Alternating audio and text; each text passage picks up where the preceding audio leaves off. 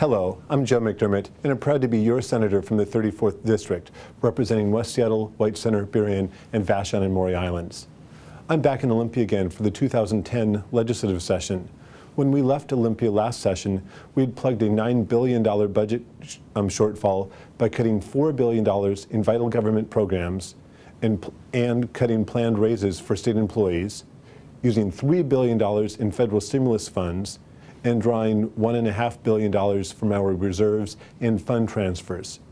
We left what we thought would be a large enough reserve to help us weather any worsening economic climate. But over the summer, unemployment rates stayed high, shattering consumer confidence and slashing consumer spending. Because our broken tax structure relies on sales tax for over half of our state revenues, quarterly tax collections plummeted by hundreds of millions at a time. In all, almost $1.7 billion in anticipated tax revenues have disappeared since the legislature adjourned last April. Lawsuits filed against the state have eliminated another $300 million from state coffers.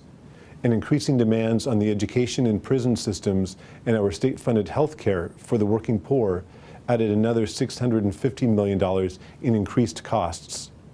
All told, we start the 2010 legislative session facing a $2.6 billion budget hole in the budget that began last July 1st, the same two-year budget that faced a $9 billion budget shortfall last year. You may remember me talking last year about how roughly half of the state budget was either legally or practically off limits to cuts.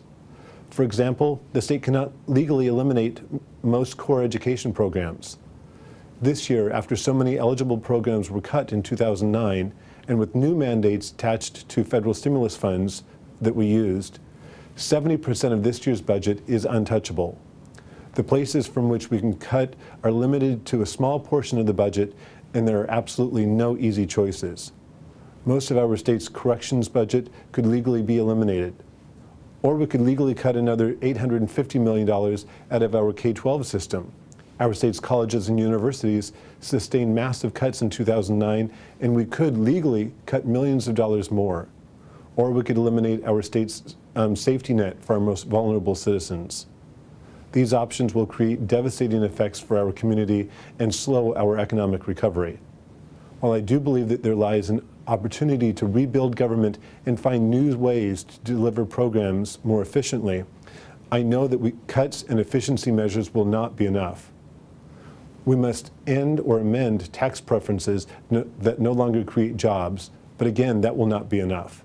Since the fall, I have met with other progressive senators committed to passing a responsible, fair, balanced, and sustainable supplemental budget.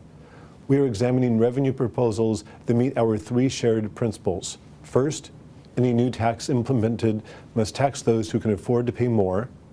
Second, the new tax must target products or activities that do social harm. And lastly, the new revenue must be relatively sustainable. As I mentioned in a newsletter last fall, I do support implementing a state income tax, which I will speak to further in a future video update. We have our work cut out for us in the next 2 months, but I am dedicated to balance our state budget in the most responsible way possible. We were elected to govern and to make tough choices. But as I make these tough choices, I do want to hear from you.